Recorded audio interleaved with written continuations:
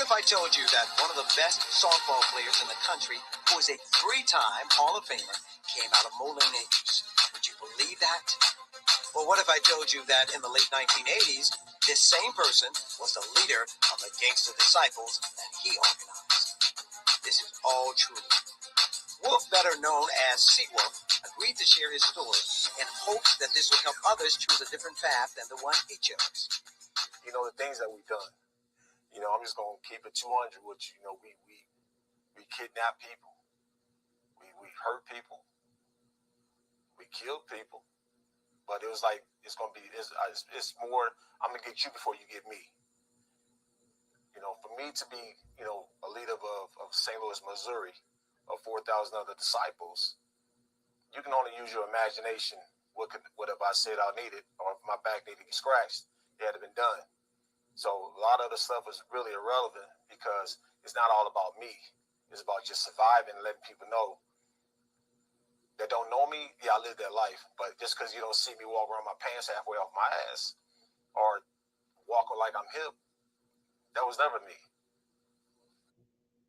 As a child, Wolf grew up in a rough neighborhood in North County where he would quickly learn the ins and outs of his surroundings. At an early age, family and friends recognized that Wolf was different. He was focused on being the best athlete he could be as a baseball player. He often amazed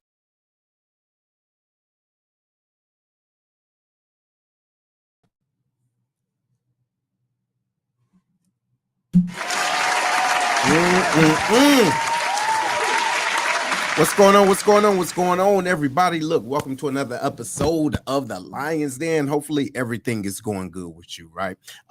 Hey, Herm ain't gonna be here this evening. He got to take care of some things on the home front. So hopefully everything is going good with you, bro. Tap in if you can. And for those of you that are watching, hit the subscribe, hit the share button, right? Because we got a real good episode.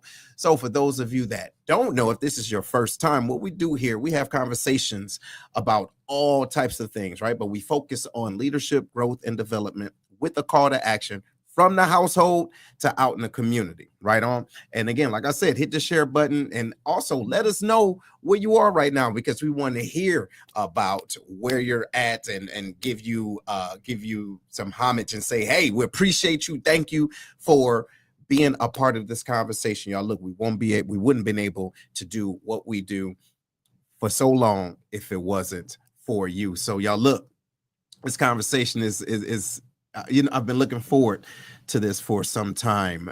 Met this brother, and very inspiring story. But outside of that, he's an outstanding, you know, individual. So I want y'all to just, you know, get situated, y'all. Just for real, get situated, because today we're gonna have this conversation. It's gonna be nice, deep, raw, unfiltered story of resilience and reinvention.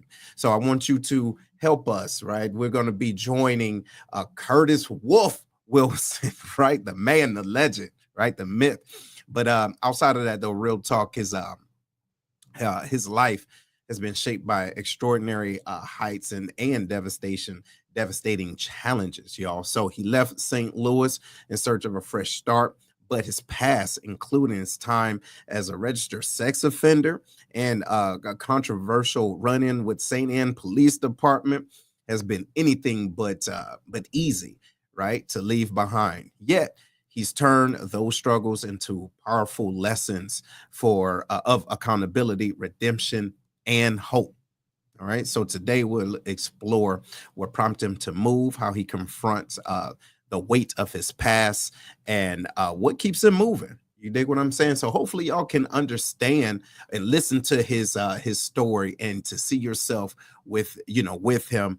And as we just go up in it, you know what I mean? We're just gonna get right to it. So help me to welcome Wolf, Curtis Wolf, in the building, y'all. What up? Yeah, y'all. What up, though? What's going on with you, bro? Hey, man, look, we finally here. We've been talking about it for some time, right? But we up in here. Oh, yeah, I'm ready for this. It's been a minute. I've been on mute for like almost 40 years. So 40 years. Now, why is that? Tell us why. Why is that? Because when I changed my life, I try to control my own destiny about what I want to do. Mhm. But people now want to treat me like I was 17, 16 years old from back in 1986 and not 2025 as me being 56 years old now. Right. Now Right. it's like a reverse thing right now. Mhm. And I'm battling it, and I'm on the forefront, man. I'm all good with it, bro. Because I believe Got it. my truth, and I believe in my heart, and I believe in myself. So I I'm not. love it. I love it. And it's good to see you, man, and good to hear you. And I do appreciate you blessing us with your story, man, because this is something deep, man. I mean, as much as we've been having conversations, like, I'm like, wow, wow. You get what I mean? So we're going to have some time to get into that. But so you've transformed from leading a organized gang, right, and becoming a community leader and a force to be reckoned with. Seriously, not just from your past, but also what it is that you want to do. So what was that turning point? Well, when it kind of like fell in my lap per se because I'm an athlete before anything else. And my little brother, his name is Sean. They call him SA. He's 5 years younger than me. I went to Berkeley High School. I was like the number one hitter in Missouri at the time, back in 1988. So my brother, he was more like a people person than I was, even though he's younger than me. But he was off the porch. So what happened was we moved to Castle Point, Moline Acres area, and he went to a party, him and a few friends, and my brother was a pretty boy. Girls like him. He liked women. So is the fact that he was at a house party and just one thing led to another. These guys, they jumped my brother. They beat him up pretty bad, broke his ribs, like both of his eyes, all this stuff. And these grown men, like 18, 19 years old, jumping on a little 12-year-old. So I came back home from practice and saw my brother all laid up, and that did something to me because I wasn't there to protect my brother. That's my job. And so I went to try to find out who these guys were. The one thing led to another. It was a disciple neighborhood in Castle Point, but the disciples didn't do this to my brother. It was just some guys called GTO or something like that, Gangsters Take Over, and got them, found them, and did what I had to do. So the disciples heard about it, and some of them saw what happened in the street because back then there was no social media. It's just word of mouth or phone calls back then. Yeah, thank God. Yeah. Go ahead. Yeah, and I started hanging with some of the guys because they play ball. It's kind of funny how we had related. So I was like looking for a brotherhood. I got my little brother, but I was still looking for that brotherhood as a whole. And if you was on the outside looking in by me hanging with them, you would already assume I was a disciple, but I wasn't. I was just a ball player that liked hanging with those guys, and I liked the brotherhood that they had. And then one thing led to another. Got into an altercation with somebody from school, and it got real ugly, and I banged my way into what I had to do to him. It was started with the hands. We had long curls back in the day. It's hot. You get curl activated using your eyes. Right, right. And so I beat him with my hands. So somebody threw him a pole, and one of my homeboys threw me in my back. So I started twirling it, cracked him up, beat him pretty bad, and that was my introduction of them blessing me being a disciple. And that was in 1988, the summer of '88. And Wow. but I'm still a baseball player, so I'm living in two different lives in one body. So I kept going up in the ranks from a foot soldier to a tall to an enforcer, and next thing you know, I had the top division of who I was as a gangster, and it was called governor. I governed the whole state of Missouri from 1992 to 1994, over 4,000 members from the Boot Hill Sykes and all the way to Kansas City, Missouri. Mhm. And but I just lived that life and did a lot of dirt. Don't get me wrong. I mean, I'm not no angel, so this is not about me trying to plead the fifth on things. Because when you see this documentary, man, my baseball life, my softball life, my gang life, and my personal life all gonna meet together at once, and it's just Mhm. gonna blow up, man. You know what? So we gonna talk about that a little bit later, man. But as you talk about the division within the baseball or the softball and the gangster life, what similarities did you see in Uh, it? oh, teamwork, Mhm. togetherness, follow. You know, if you can't trust the guy in front of you, then you got to replace him because you can't have no weak link in your armor. Mm-hmm. And I took a lot of stuff that I learned from baseball and brought it to the GD. You know, when it comes to hand signals and stuff like that. You know, like a third base coach does this to his Right, batter. right. So I brought that to the disciples, and it came in handy. Even though I was using something positive into a negative back then, it helped us to have an upper hand on the Crips and Bloods and whoever else was against us back then in the 80s and mid 90s. Right. You know, it's just something I learned that you gotta have family. You gotta have family. Mm-hmm. You gotta believe in everybody. But the old saying is, just because your family doesn't make us kin. Same thing as all not your folks, as we say in the disciple world. So it's the same thing. That's why you got to divide and figure out who's with you, who's not. Because jealousy is excuse my language, is a motherfucker, man. Yeah, it is. Yeah, everywhere, and it doesn't matter what organization. You get what I'm saying? Either with you or you not. So, Right. so you took something positive, integrated it into something negative. So now you're taking the stuff from negative and integrating it back into positivity. So, how has that transition been? It's been like a whirlwind because I live by the thing called 5 P's: proper preparation, prevents poor performance, and that was a negative atmosphere when it came to disciples. We use that to make sure that we stay disciplined. So I took that and brought it to the baseball life of working with with the young men and women. And 5 P's is not just about the number itself. It's about you can use it as better yourself in school, relationships, jobs. If you properly prepare yourself, you can never fail. And if you do fail, learn from failing to be successful. Mm-hmm. Now say those P's one more time, slowly. Proper preparation prevents poor performance. There we go. That's it. That's it, ladies and gentlemen. Hopefully y'all heard that. Okay, so this is not like something that he just made up. It's like walking into that. So, man, look, as we've been having conversations about everything, right? About life and where you are right now. You talked about the 4 bodies, right? The 4 bodies of philosophy. So that's somebody, everybody, nobody, and anybody, right? And I found that extremely interesting. So how does this guide your leadership and accountability today? And how can it help other individuals? Well, the 4 bodies, it like I said, that was a negative atmosphere when it came to the gangsterism. And I took that and brought it to the positive light of society. It's about anybody, nobody, and everybody, and anybody. That's like I said. So there was a very important job to be done. Somebody can do it. Anybody could have done it, but nobody did it. So somebody blame everybody when nobody blamed anybody. So basically saying, take initiative for yourself to be that person that you need to carry on, to be that body, to be that somebody, to be that everybody. So it's like you leading yourself. So like that old song by Michael Jackson, I'm looking at the man in the mirror. Talk about yourself. Right. You are that body. So take initiative that and do what you got to do. That's all. But people, they duck and dodge that because a lot of things that's going on in the world today, man, we live in a social media life and it's very divided. It's very divided. And somebody needs to take initiative to take the lead. And that should be yourself. Quit trying to be a follower and be your own leader and do what you got to do as a person. Big facts. Big facts. And so why do you think, I mean, I have my own opinion, but why do you think individuals avoid doing what they need to do or taking the lead versus just waiting on somebody else to do it? Why do you think they do that? Scared, the repercussions of failing, and not knowing that if they feel like they got to do everything perfect. You're not going to be perfect about everything that you do.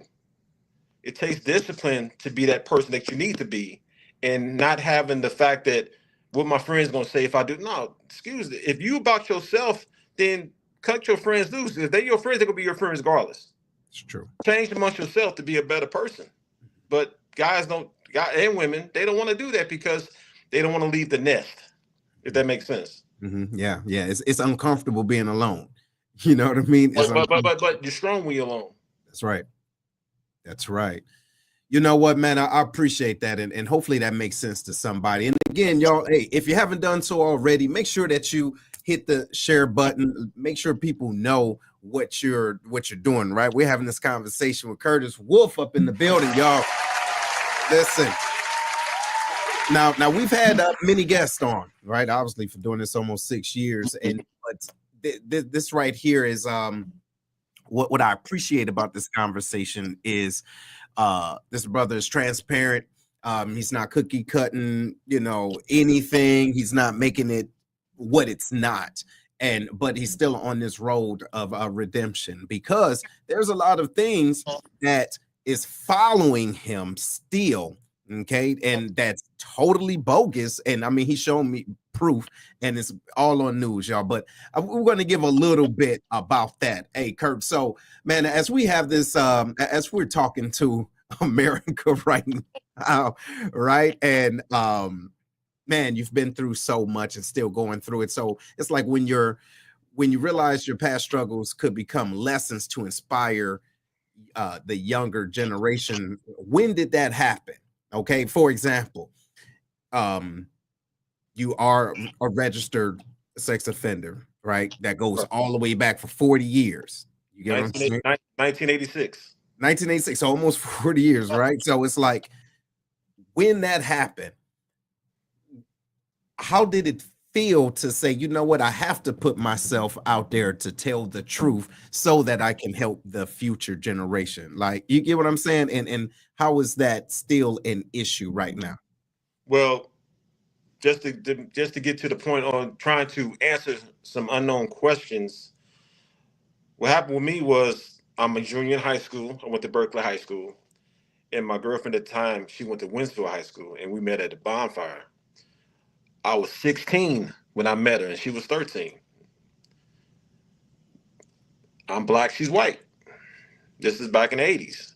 And we got together, we was dating maybe 7 months, and her parents was going out of town, and she threw a little house party. Next thing you know, we having sex. Her pops came back home unexpected. I guess he forgot something, and that went down like that with me and him.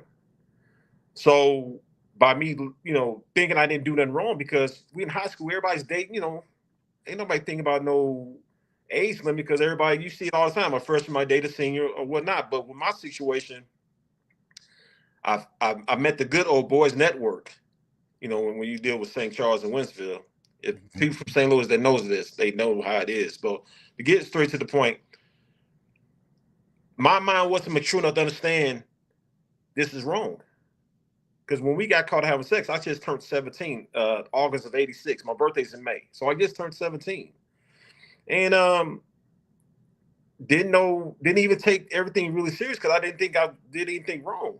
But when I started learning that it's really black and white, because everybody say if that was a sister, you wouldn't been going through this at all. It is what it is. But I had to learn racism at an early age. Then I had to learn the politics at a late age. But right now, almost 40 years, and I want to tell everybody, this didn't happen when Wolf was 40 years old or 50 years old or 30 years old. This happened when I met her at 16 and got in trouble, violated my probation at 20 years old. So this is another thing. On the internet, when you Google my name, it says I was 20 years old and she was 15. That's a lie. I was 20 years old when I went to prison. I was on probation the whole time. And they told me if I would have walked down my probation, we wouldn't be having this conversation about no sex offender thing.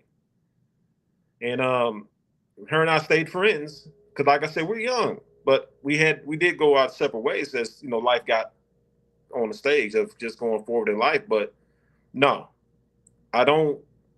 You can accuse me of having a lot of different women or dating a lot of women, but you can't accuse me of no stuff like that. So that's why to this day we're fighting it, and my expunged lawyer is taking care of a lot of things for me, and the future is very bright, even though it's been so long. But nobody knew this until I was lied on by the St. Anne Police Department, because they thought I fit the narrative back in 1986. It came out to be wrong as well. So I'm still fighting. I'm balanced, because I'm a disciplined person. And if you was hating on me because of my professional career, of course you're going to hate on me in my personal career. So I'm not worried about what the haters say. I know my truth, and the people in the back, I hope you're listening. That ain't me. That was me.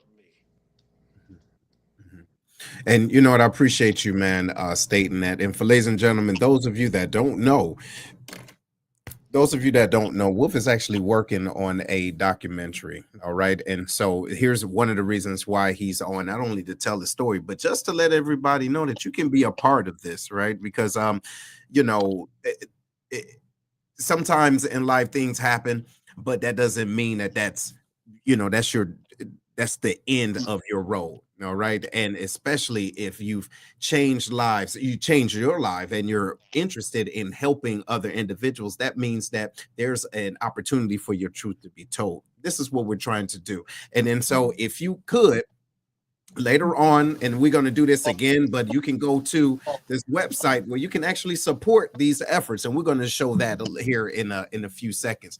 But brother, so thank you for that, man. I do appreciate it. Oh yeah. So now look, let's go back to these playing sports, man, because I mean you showed me these rings. Wait, did you got them with you? Of course, you know I never leave home without them. Let's bring up those rings real quick, ladies and gentlemen. Look at this. Look at this, 60 rings. And look, I what was the one that you let me hold that felt like it was 1,000 pounds? Look at this. Hold on, let me show folks. Look at this, y'all. All of these rings. So, man, look, the question is, how has playing sports, especially softball, help shape your, state where you want to be at right now? You get what I'm saying today? Because you're retired now. Yeah, I retired last year. Right. My last ring I won was the Senior Olympics in Illinois. We won the gold medal. I'm sorry.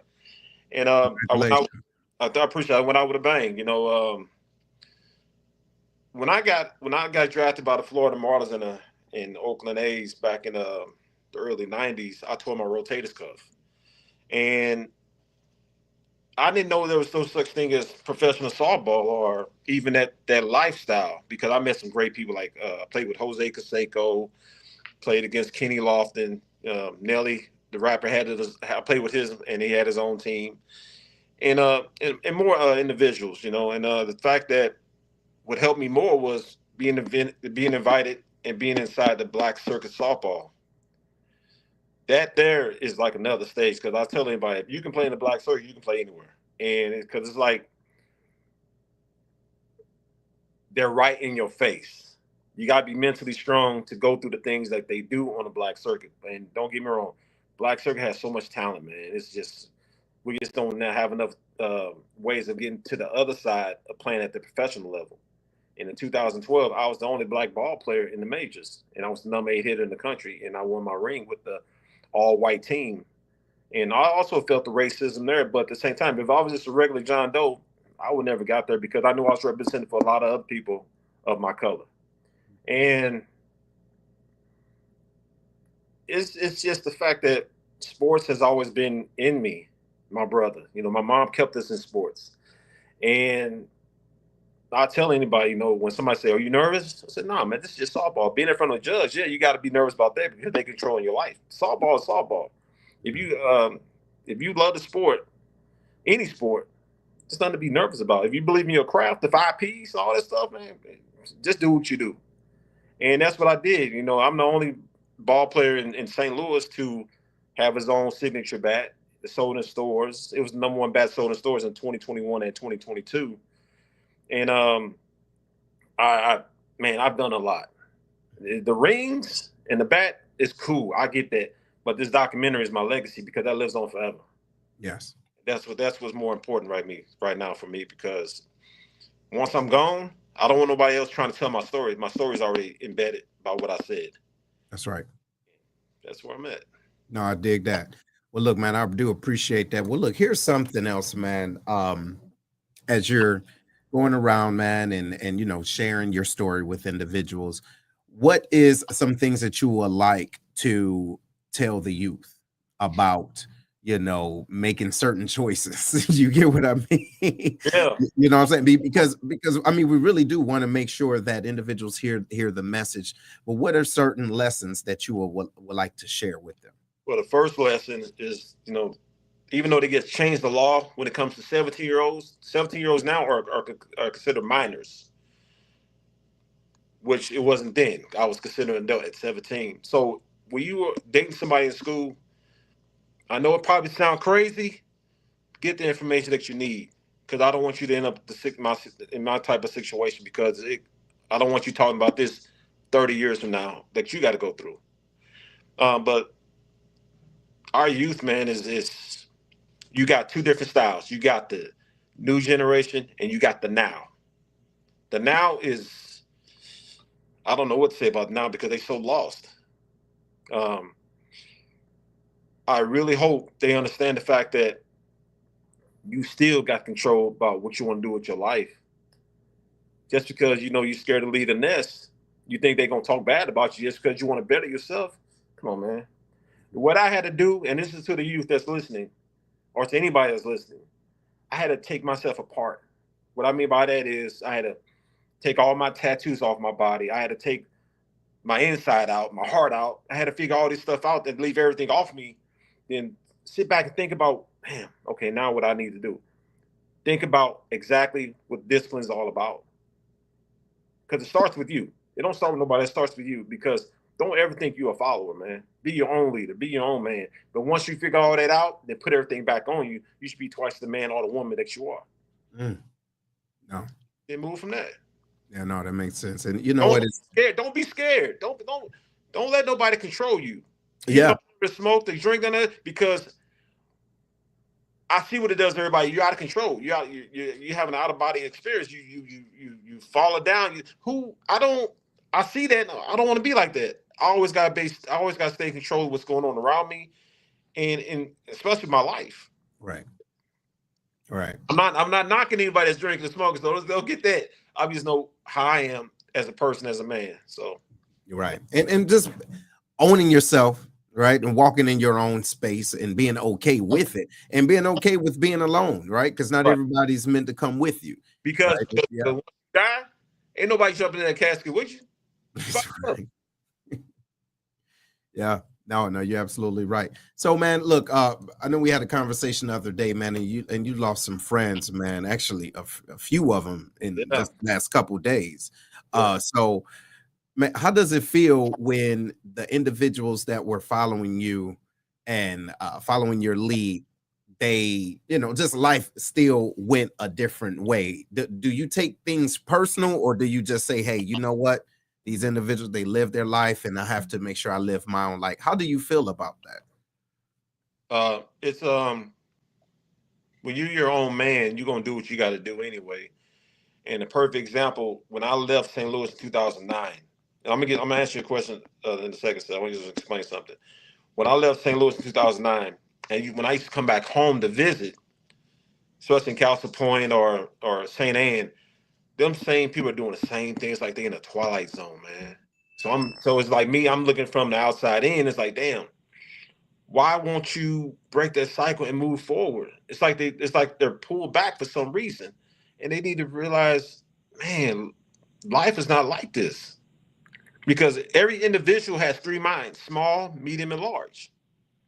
Small-minded people do stupid shit.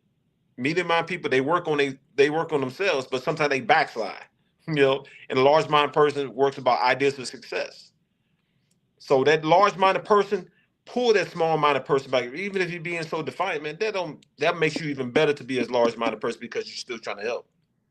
And if they can't find themselves, man, you can't do nothing but just try and let things be it. You did your part. Yeah. You did your part. And you know what, I can imagine, man. It's not even just with friends, it's with families, loved ones. Not everybody, again, is meant to come with you, but you can be, you can be an example. You get what I mean? You can be that example. And if they want to rock with you, they'll rock with you. And if those that don't, they don't. As a matter of fact, shout out to everybody that's still rocking with us today. You know what I mean? Yeah.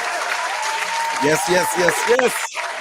Yeah, y'all look here. We in the building for real with Mr. Curtis Wolf Wilson up in this building, right up in the piece, and having a real good conversation about the roadmap to redemption. And there's so many things, man, that I believe individuals can gain from this conversation, and I do appreciate it. So let's talk a little bit too about, as you're on this road, situations still happen, right? So you wanted to start it right. You got the documentary and you want to start it and everything. Take some photos of, you know, where you from and everything. You want to talk very briefly a little bit about what it transpired by doing that? I'll make it brief as possible, short as possible. So when I used to come home, well, I came home 2 years ago to take care of my mother because she got sick. My mother just passed away December 9th at 12:58 p.m. She was my best friend. I was there to the very last breath. And I'm pushing it more because of my mother, because she taught me how to be a man. She taught me what it takes to be a man. So when I came back home, I was hanging out with a female friend of mine. And before we hung out with her, we went to my old neighborhood in St. Anne, Missouri. It's on a weekend. So ain't nobody at my elementary school. So I'm taking pictures of my school. I'm sending pictures back to the documentary people because that's what they asked for. I go back to my old neighborhood. So I'm sitting in my car and I'm telling her, I used to play kickball over here. I used to play, football over there. I used to play catch a girl, get over there. I mean, it was just reminiscent.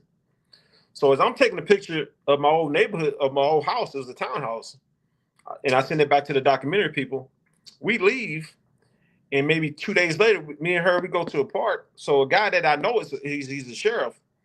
He walks up on me and say, "Hey, Wolf, you got a stalking charge on your license plate." I said, "A stalking charge? What are you talking about?" He said, "Yeah, St. Anne put a stalking on your license plate."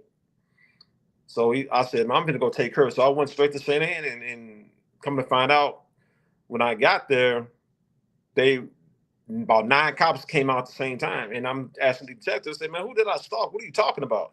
He said, "Let's talk in the interrogation room." So we get in there real quick. And so I asked him again, "Who did I stalk?" He said, "You didn't stalk anybody. We just want to know why we was at the school and at your old neighborhood." Or, saying that. I said, "Man, I'm from here. I mean, is it a law to not come by here?"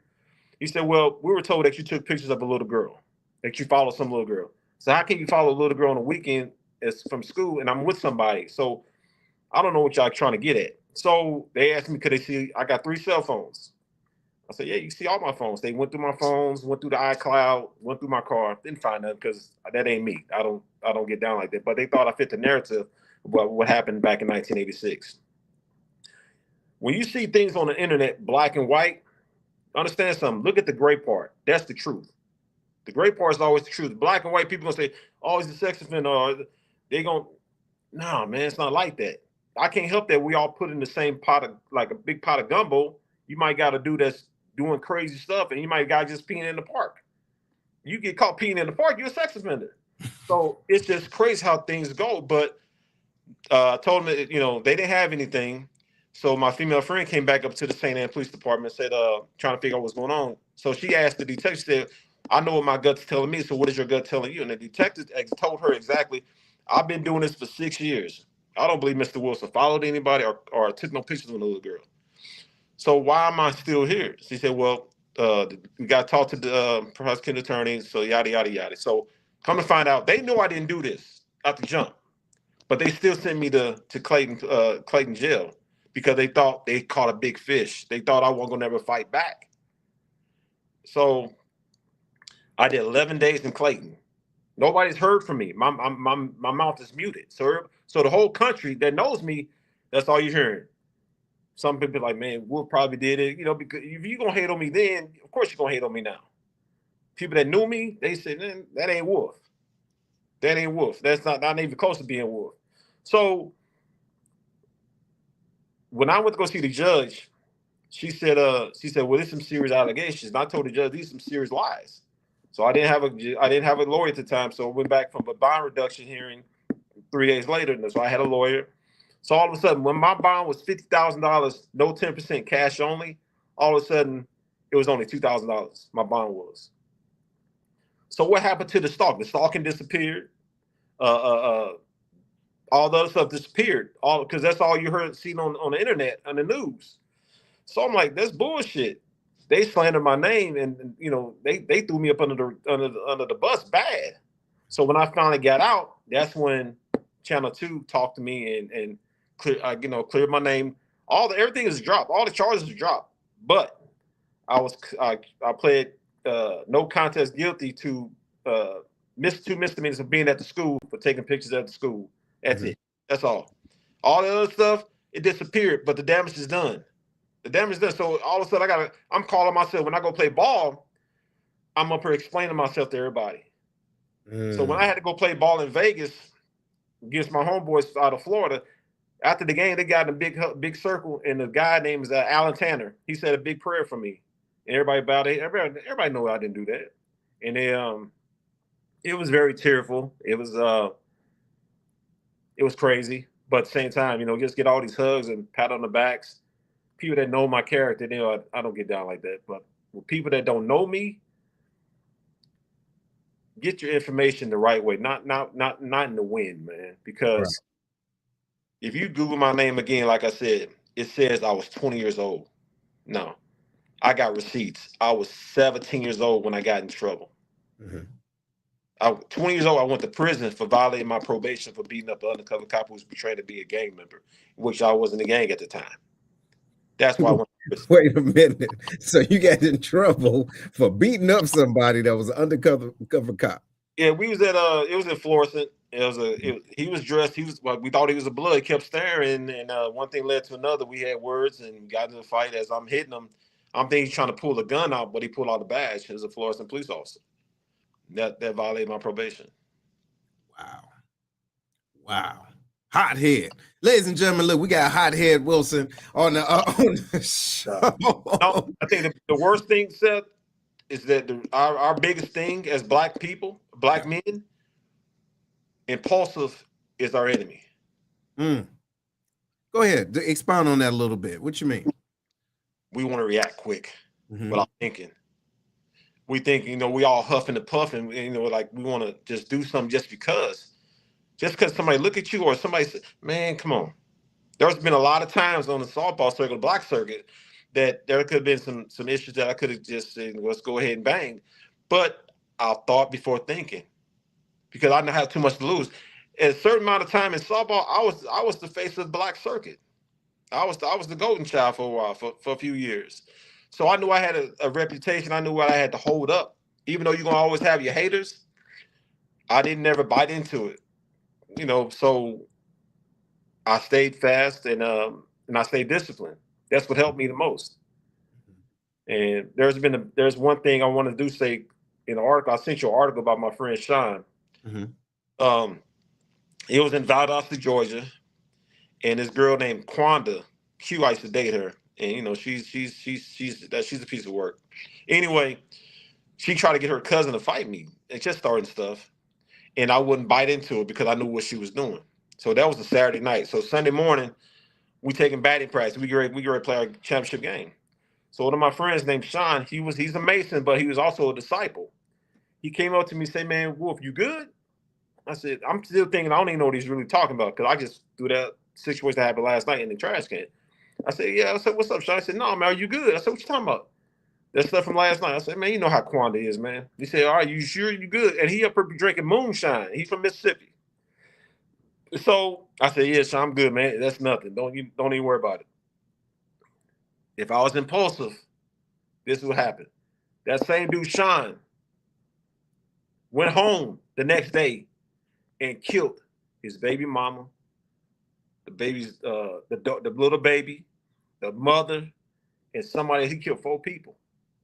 Now, you never know what a person's mind is at.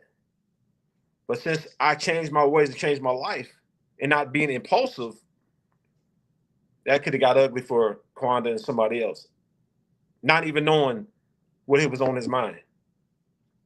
So that was just a lesson learned that made me still be more disciplined. And people go through shit, man, and you never know what's going through their mind. And my boy, they gave him 4 life. I think they gave him 4 life sentences. I think. It's sad, but at the same time, it's definitely a learning experience. I appreciate that. There was a time when, and I'm sure you remember the time when Gangster Disciple switched to Growth and Development. Now, tell me what your thought was when that shift happened, and what do you think about it today? Growth and development is I love it. Now, because it's more organized on keeping that function about growth and development. Back then, when the Trans was trying to turn from gangster society to growth and development, you still had your outlaws that's going to do whatever. And the structure was off. It was way off, especially when I left the organization in 1994 to go play ball. But right now, as we speak, how everything's going on, especially with Larry Hoover about to try to come home, it's definitely a key to trying to help these youngsters understand when you're growing, you have to develop that mind to be large-minded. You have to really emphasize growth and development, what it's really all about now. It ain't just word of mouth or just because you're trying to cover up the gangster disciple code. No, it's not that at all. It's about being better as Black men and women on growth and development. But you got to have that teacher to teach you that. Like I said, when you deal with these small-minded issues, small-minded people, those are the ones you want to grab and take everything off them and rebuild them. It can be done because I had to do the Urban League asked me to talk to this blood. His name is Eric. I think he might be listening tonight. Okay. He got shot up, and I was asked to come speak to this individual. And he's the leader of the Bloods in a certain neighborhood in St. Louis. And we spoke, man, about 45 minutes in a room by ourselves. They put us in a room. And this dude broke down in tears because I can relate to him, and he knows I can relate to him. Broke down in tears, man, and all of a sudden turns his life around. And I said, I only talked to this dude for 45 minutes. I said, what you think I can do if I talk to other people more than that to reach out to more people? Because I'm not a hypocrite. I've been there. I got receipts. I still talk to GDs that's if you 46 and over, yeah, I know that person. Right.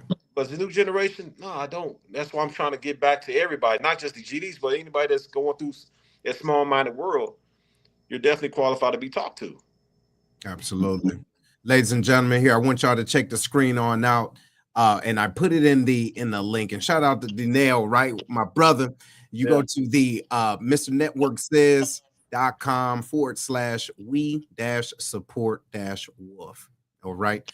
There you will see his story, right? The fact that he's here on the show and his accomplishments and everything that he's trying to do, right? And we have a goal, y'all. We're trying to get $50,000. Well, no, is it totally 50?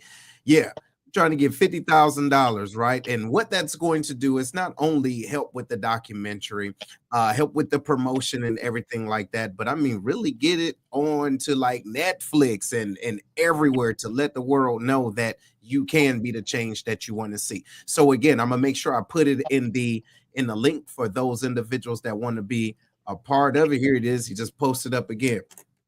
So we can go ahead and do that. And shout out to you, man. We appreciate you, homie. Appreciate you for doing all that. That's right. So it's like, man, this documentary, not because y'all said this documentary is like no other story you ever heard in your life. I swear to you. Because there's the stories inside of a story. Yes. Should have been dead 6 different times. Yeah, man. And so it'll change. Every time I see it, I still get teary eyed. I'm like, wow. Yeah. He'll be here. Yeah, man. I can't wait, man. I really can't wait. And I mean, so here you are, 55, 54, 55, right? 6. Watch your mouth. 6. Look, hey, put some respect on it, right? 56 years old, man. And you see the state of where we are now as a country. Okay. And like, what are your thoughts, man? Because I know it's certain things that you've been privileged to and things you haven't. But as you're looking at the world now and how you can be a part of this and help individuals out, what do you think can truly help, individuals that look like you? I'm all in. I'm feet first, head first, however you want to say it, because I'm different. I'm entering a different entity now. Softball is over with me. Now I'm taking that same mentality towards how I was prepared to play softball into another side of life. So I'm looking at my youth. I'm not looking at nobody else. Because if you at my age and you still doing stupid shit, man, you lost, period. These kids need a chance, man. And like I said before, the world is so divided. And, I'm not going to say too much about the politics on it because I didn't vote, so I can't really say too much about that. But right, you can't. You're right. But the fact that every person is important. Us kids, or these kids, they live in the jungle, so their mind is trained one way, generational after generation, and something has to stop.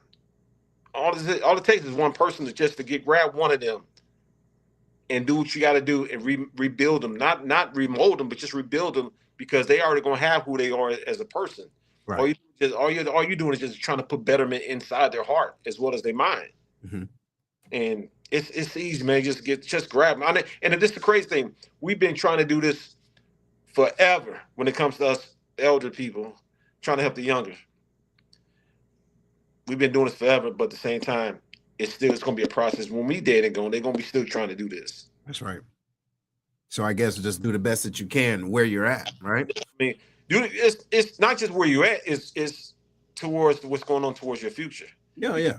Like I said, if I got 20 kids I'm talking to, my job is to get all 20. But if I get one, I'm going to make sure I put all that 20 into that one. Mm-hmm. But when I went to jail in Clayton, and I'm seeing this. Like I said, we in the tank. Get ready to go inside the court. It's about 7 little Crips in there. They 18, 19. They all together for stealing cars. They all talking, man, I'm gonna give me this Jag next time. They treat it like it's a video game, man. The judge slapped them on the wrist, all of them, because the judge knows they come back with something bigger. So that's you gotta think about that, because it's a money game. They looking at the future like, oh, they'll be back. They're gonna be back with something bigger, and that's gonna give us more money to put these black people in jail. They don't care, man. Wow. They don't care. So look, shout out to Will. Happy birthday to you, Will. Look, Will says, in my opinion, you can't grab them, but you can entice them to want better and potentially give them a why. No, I get you. And then again, not everybody's going to be listening, but I think the most important part is that if they're in the room, right, we can't control what people pick up. All right. Yeah. We can't control that. But if they're in the room, give it all. So look, man, before we transition, we was talking very briefly about this terminology called gatekeeping. Okay. Gatekeeping. So what is your thought process of gatekeeping today, 2025? You introduced me to this, and I read your book, man. It's a beautiful book, man, and I gave it to you gave it to some of my folks and stuff. It's a beautiful book, and I didn't really know what it meant until I actually read it and we broke bread about it. Mm-hmm. So it's sad. Hell yes. And what I mean by that is you got these people in position, these powerful people in position. I'm not gonna name their program they're working with, but they know who they are. When you're in position and you see these guys trying to change their lives to be better, and you got the power to say, okay, yeah, let's do it, but you're too stubborn to even try to help because you don't want to lose your shine. It's crazy to me, man. And everybody's even though they're older than us, they got to change their ways, man. That's how we can multiply, be more successful as a whole. Man, we see it everywhere. Individuals trying to talk about what the youth isn't doing and what you need to be doing because it may have worked for you 11 years ago, but now because I'm not doing it your way, you kind of shunning me. You get what I'm saying? Or like I told you the other day, it's like I feel like I'm in a rubber band. Mm-hmm. I'm trying to be successful, I'm trying to do what I got to do as an individual, but that gatekeeper let me go so far, bow, let it go, and it hurts, man. They turn back on you, or they put bumps in roads for you, or they leave you for dead because they don't want to help, man. And I don't understand why. Man, they call it the crab in the bucket syndrome. It's just hate and jealousy because the things that you've accomplished, and the jacked up part is they know too. You Yeah. get what I mean? People know, right? And I mean, life happens, but I mean, that doesn't mean that you have to, be succumbed to it. You don't have to succumb to that thought process. And as you're trying to move, that means in their mind, man, they're going to pass me up.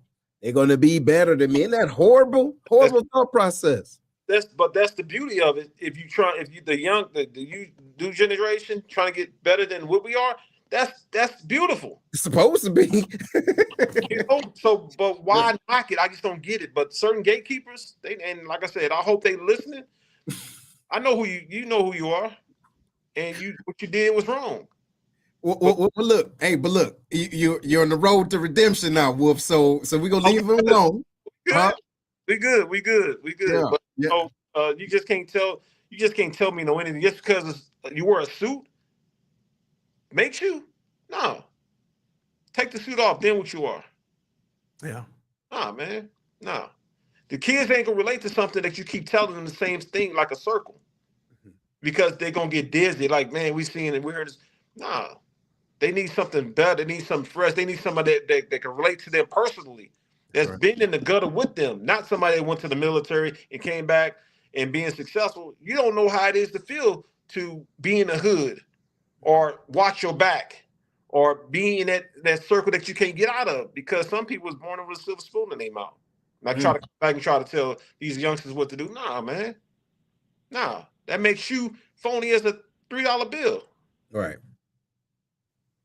I can't respect that. I'm sorry, man. And I'm not gonna make it personal. I just don't like the fact that we still trying to help these youngsters to be better, and you still got people out here trying to make money off them by selling them illusions.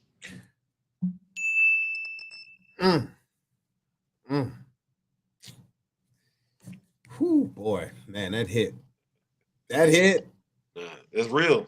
No, it's real. Now that's real. But I know. Hey, look, her dog's gonna holler later on about that. You dig? Her dogs are gonna holler. No, I appreciate it, man. And you know what, man? You bring this type of energy that is most definitely necessary. So shout out to you. Shout out to everybody too that's watching right now. And again, we're trying to get this brother to speak to your audience, okay, whenever. So make sure that you're chiming in, letting us know where we can come at, where he can go at, and speak to your youth, your nonprofit organizations, because there is a message here. All right, there is a message here. This is a road to redemption, seriously. And not just that, individuals can see someone that they can believe in, they can touch, and they let them see these rings. Hey, you can do this. And you can stay here. Look, I did both, but look where my life went. You get what I'm saying? Gutter and back 6 different times, and I didn't let that stop me. Right. I'm doing all these amazing things by getting a bat with my name on it, winning the biggest award in softball in the majors, and being the number 8 hitter in the country out of everybody in the United States, and winning 60 World Rings, and being really a 4-time Hall of Famer, but this incident with St. Anne being falsely accused stopped me from becoming the St. Louis Hall of Famer. So, and I'm still here. I'm still here. And I'm still fighting. And it's all about discipline. It's all about self-preservation. Matt, so here you are. What would you say to your 15-year-old self?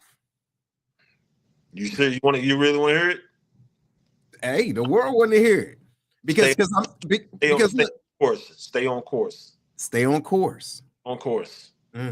If my mind is a ball player and I got to be like a horse with those blinds. Yeah. Can't see right or left or backwards. I see if it's in front of me. Stay on course, man. Be successful. Be successful, man. Because there's only retirement in gang life is, of course, 6 feet under or prison. That's it. But retirement in playing sports, you're helping your family out. You're living a better life. You're giving back to the community. But you know what, man? Full disclosure, bro, that had to be hard, knowing that your brother got beat down. You get what I'm saying? I know that was hard. Like, now, don't get me wrong. Hindsight is always 20/20, right? We can say, yeah, look, you need to stay focused. But I mean, think about it. If you knew, even then, like right now, someone did some type of work on you, your family member, or whatever the case it is, that's a lot of restraint, brother. Would I change it? No, because that's my brother. That's right. I am my brother's keeper, regardless. That's my brother. He just did 25 and a half years in prison, and now he's works for a union. He's a contractor of a construction company. He's doing really good, man. He's going to get married. My brother, that's my best friend. Every time I hit a home run, I was hitting for both of us. Every time I got a ring, I got it for both of us. He was my motivation to be a better ball player, a better person. Because all the stuff that I had to go through when I was game banking,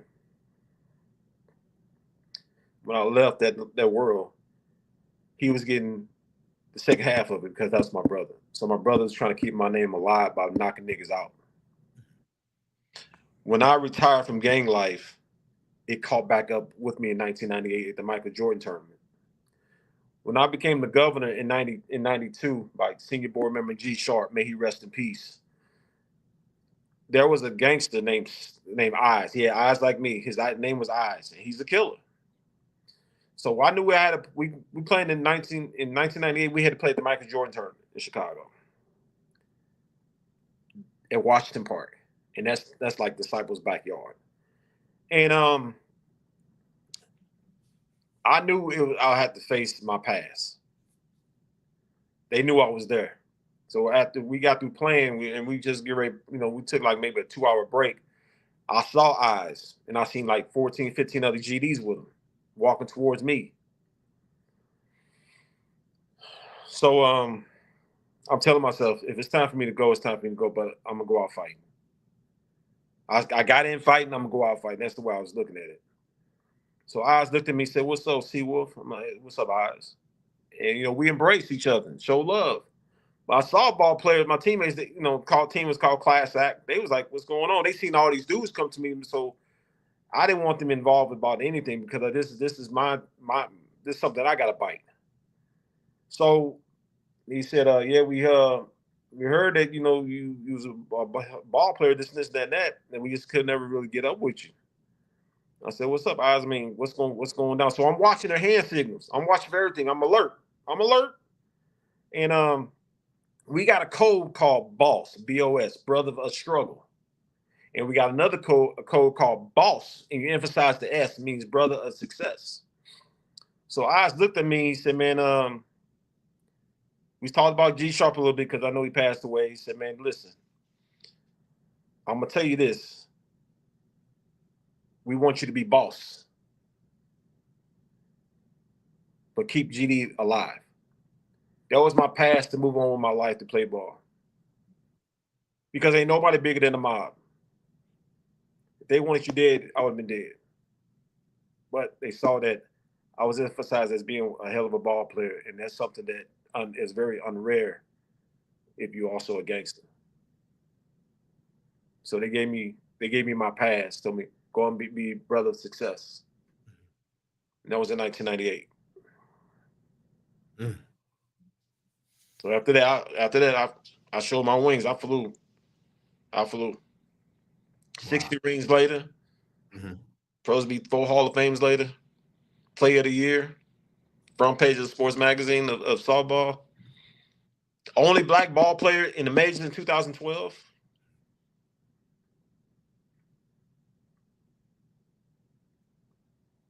That pushed me to be better. But like I said, my brother's with me the whole time. I can dig that, man. Well, man, whoo, Wolf, man. So I know this is only scratching the surface, and we're just, getting the world the opportunity to, to just introduce you to the world, essentially, right? Man, so what's next for you, brother? What's next for, on your horizon, man? What you trying to do?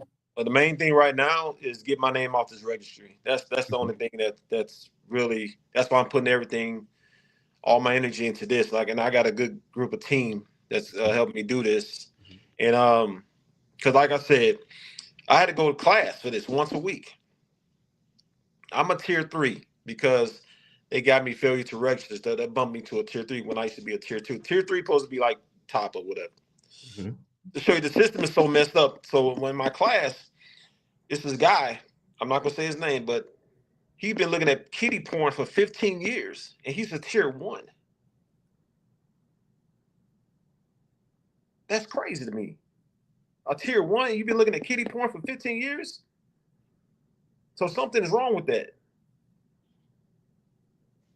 That pushed me more to like say that the laws need to change, because everybody shouldn't be put in the same bowl with everybody else. Everybody should be judged as an individual. And like I said before, I got a good group of team that's helped me do what I got to do. My name means more than anything in the world. If you know who told me I should tell my documentary story? You know who told me I should do this? Who? My ex parole officer. Darius Boyd Sr. He was my parole officer in 2004 to 2007. I passed all my polygraphs, and I was compliant by what I had to do as an individual, and he gave me all my passes to go play professional softball, and we're friends to this day. I never lied to the man, always stayed true. And he said, "Man, you're not no sex offender. You just had a messed up situation. It sucks, but I still got to do what I got to do because I know my truth." Right. Wow, man. Well, look, I appreciate you, dog, for being on. Man, thank you. Yo, man, this is good. This is real good, man. So, man, look, it ain't over, right? We're gonna stay. We obviously locked in. We got some work we got to do. Oh yeah, we going full blast with this, man, because I'm talking for people who don't got a voice. I'm speaking for them as well. Mm-hmm. And if I got to sacrifice what else going on with me because I'm in the forefront of everything, I'm going to do that. Because as a youngster, when I led from the front because I want to be on the front line. Now I'm older, I'll lead from the back so I can see everything in front of me. I'm ready to go, man. That's it. This is go time. Well, look, shout out to everybody that's been watching. Hey, I appreciate y'all for commenting and watching everything, right? And so this podcast is going to be available audibly within the next 24 hours. But however you can share this information just to let people know about it, please make sure you share that. Hey, and one more time, appreciate you, Big Wolf, being in there, bro. And I'm sure we're gonna have a part 2. I'm sure we are, because it ain't over. Yo, real talk. Hey, so but look, everybody, check it out as we wrap this message up. Woo, on this episode. Again, huge thanks to everybody and also Curtis Wilson, all right, for sharing his story of resilience, y'all, his redemption, transformation, and everything from leading the streets, right, to becoming a Hall of Famer in softball, right, and a beacon here in the St. Louis community. So our goal should be to help to get his message out there to everyone, and I'll make sure within our show notes we have that link again so that we can support him. So if this conversation again inspired you, take a moment to reflect on the steps that you can take every day to hold yourself accountable, be responsible, and be a leader. All right, be the leader that you know that you're here to be. And remember, every transformation starts with a single decision. All right. So again, don't forget, y'all, we love your support. Make sure you spread this message, you spread this love, and subscribe here to the Lion's Den, right? Because it ain't over. It ain't over. And again, I appreciate you all. Denell, thanks again, bro, for your genius of getting this link together. You know what I'm talking about? I can't do it, but you can do it. Hey, but outside of that, y'all take care of yourself and each other. We go see y'all soon on the flip flop. Right on. Later.